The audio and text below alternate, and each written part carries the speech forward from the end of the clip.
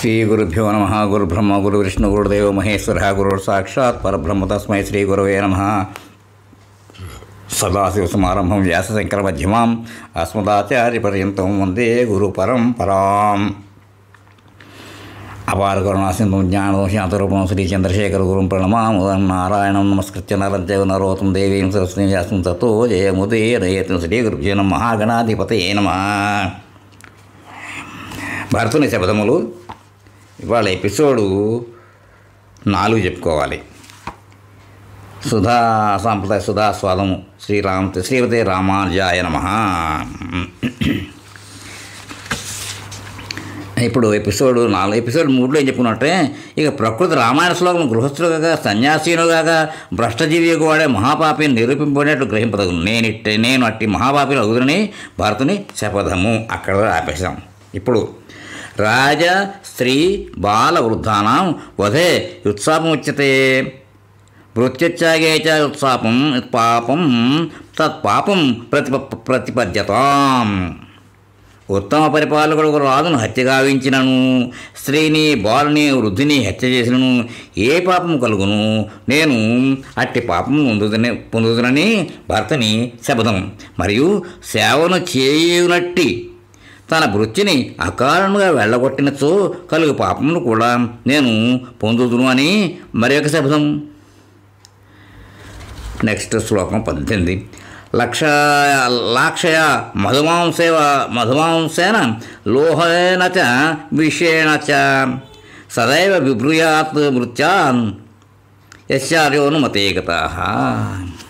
ఇతట మృత్యులనగా తన చేత పోషింపదగిన దారాపుత్రాది కుటుంబ సభ్యులు అని అర్థం. వారిని అందరినీ పోషించుట యజమాని యొక్క ప్రధాన ధర్మము. అప్యకార్యశతం కృత్వా ఇత్యాది నీతి శ్లోకములను బట్టి గృహస్థులకు యజమాని తన అధీనంలో నుండు దారాపుత్రాదులను వృద్ధ మాతాపితలను ఎన్ని అకృత్యములను చేసినను సరే విధిగా పోషించి తీరవల్లని తెలియచున్నది. అది అతని బాధ్యత. తన గౌరవ మర్యాదలకు భంగము కలిగినను లెక్కసేయక ఇతరుల వద్ద సేవ చేసేయనను, తన వర్ణాశ్రమ విరుద్ధముకు వ్యాపారాది వృత్తులను అవలంబించేయనను తన మీద ఆధారపడి కుటుంబమును పోషించుకుట గృహస్థుని విధి అని పై నీతి వాక్యములకు భావం. ఇట్లుండగా ఈ రామాయణ శ్లోకంలో ప్రత్యేకంగా కొన్ని నిషిద్ధములు చెప్పబడుతుంది. లక్క, మధు, మాంసములు, ఇనుము, విషము మొదలగు కొన్ని శాస్త్ర నిషిద్ధ పదార్థములతో క్రయ విక్రయాది వ్యాపారము సాగించుట దోషము. శ్లోకమునందలి మధుపదము చేత నల్లమందు, మద్యము మొదలైన మధుకర వస్తువులు వ్యాపారములకు అనర్హులమని సూచింపబడుతున్నది. ఎట్టి పరిస్థితుల్లోనూ వీటితో క్షుద్ర వ్యాపారం చేసి అట్టి ఆదాయంతో గృహపోషణ చేయటం మహాపాపం. ఇట్లు శాస్త్ర నిషిద్ధములైన వ్యాపారములను విడిచి తద్భిన్నముగు ఇతర వ్యాపారముల ద్వారా స్వర్ణాశ్రమ విరుద్ధమైన కుటుంబ పోషణకే ప్రయత్నించవచ్చునని భావం. నేను ఆ నిషిద్ధ మార్గావలంబియగు పాపికి లభించు దుర్గతిని పొందుతునని భర్తని శపథం. అది అంటే మంచి మార్గంలో సంపాదించి వాళ్ళందరినీ పోషించాలని దాని అర్థం. అలాగే ఇంకొక శ్లోకం. సంగ్రామే సౌఫోఢే స్మ శత్రుపక్ష భయంకరే పలాయమానోపధ్యేత యశార్యోనుమతే గతాః. ఉభయ శత్రుపక్షములను భయంకరము యుద్ధమునకు తలపడుతుండగా అట్టి స్థితిని చూచి భయపడి పారిపో వ్యక్తిని బలవంతంగా పట్టి చంపుట పాపం. నేను అట్టి పాపుని అగుదునుగాక. ఇంకో శ్లోకం. కపాల పాణి పృథివీం అటతాం చీర సంవృతాః భిక్షవాణో యథోన్మత్తాః యస్యార్యోనుమతే గతాః. కాపాలికమతము వేదశాస్త్ర నిందితమైన ఒక క్షుద్రమతం. తాను మతస్థులు అవలంబించిన హీనాచారణలో శవము యొక్క తలపూరిన కపాలమును చేత పట్టుకుని నిత్యము పిచ్చివాని వలె పృథ్వీ పర్యాటనము చేస్తూ మరిన్ని వస్త్రధారి అయి భిక్షమెత్తుకునుట, ఆ పాత్రములో అన్నము తినుట, రాత్రి శ్మశానవాసే ఇండుట మొదలగునవి కలవు. ఇట్లు కపాల పాడే భిక్షాటనము చేయుట మహాపాపఫలమే.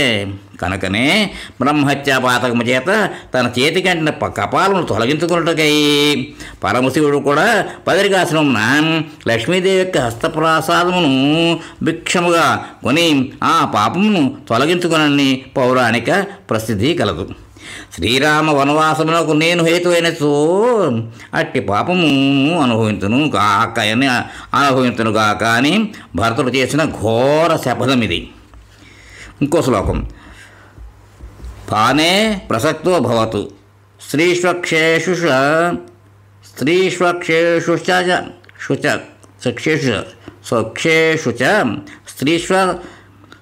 చ నిత్యశాః కామక్రోధావిభూతస్థు యస్యార్యోనుమతేకతాః. అంటే మద్యపానము, పరస్త్రీ లౌల్యము, జోదము మొదలగు దుర్వ్యసనములతో నిత్యము జీవితమును గడుపుచు కామక్రోధాది దుర్గుణములకు పరవశుడై చరించు భ్రష్టుని దుర్గతి నాకును లభించుగాక. అంటే మాస్వధర్మే మనోభూయాత్ అధర్మంచ నిషేవతాం అపాత్రవర్షీభవతు యశ్చార్యోనుమతేగతాః. కొందరికి ధర్మకార్యము చేయవలను అన్న తలంపు స్వయముగా మనస్సులో కలగదు, ఇతరులకు బోధించను వాళ్ళ బుద్ధి కలగదు, అదొక పాపఫలమే. మరి కొందరిలో నిరంతరము స్వయంగానే ఆ ధర్మకార్య ప్రవృత్తి కలుగుతుంది. ఇతరులు నివారించను వారు ఆ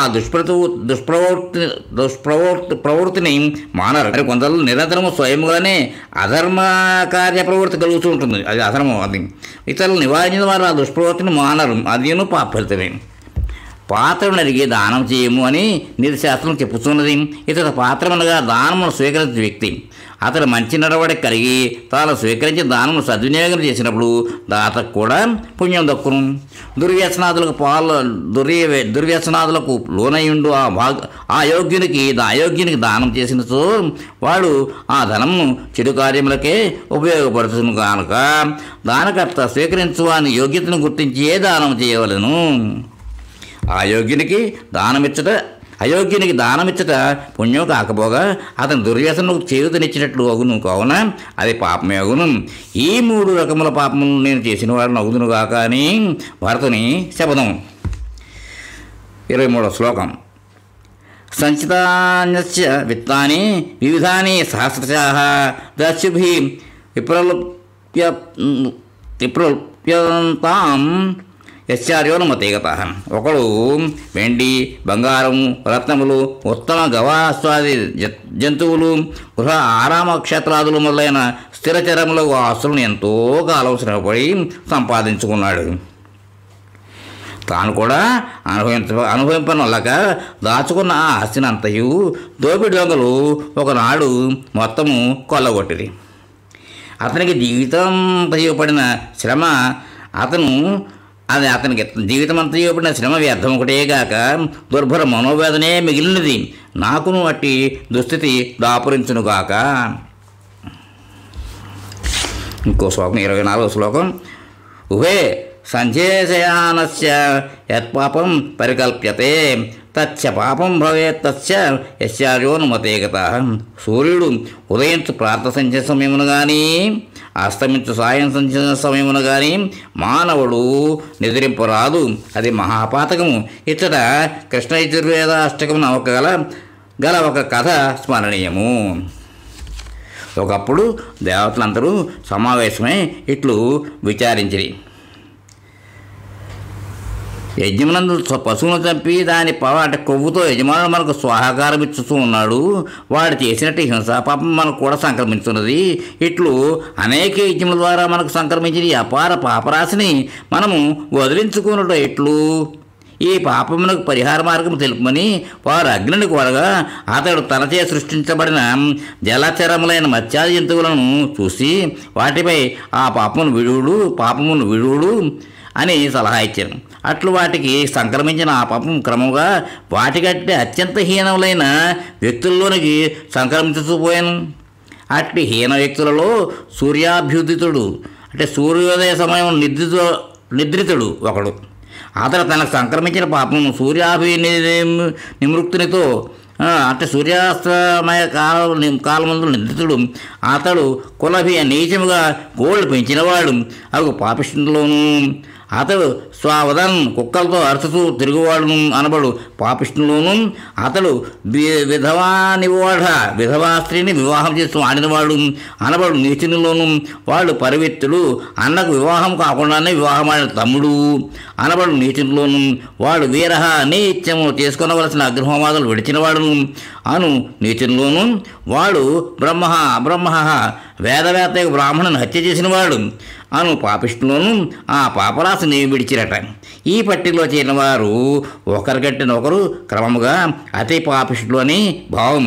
ఉభయ సంధ్యలలో నిద్రించు ఆయా పాపిష్టుల వలె నేను కూడా దుర్గతిని పొందుదురుగా కానీ భరత శబ్దములకు తాత్పర్యము.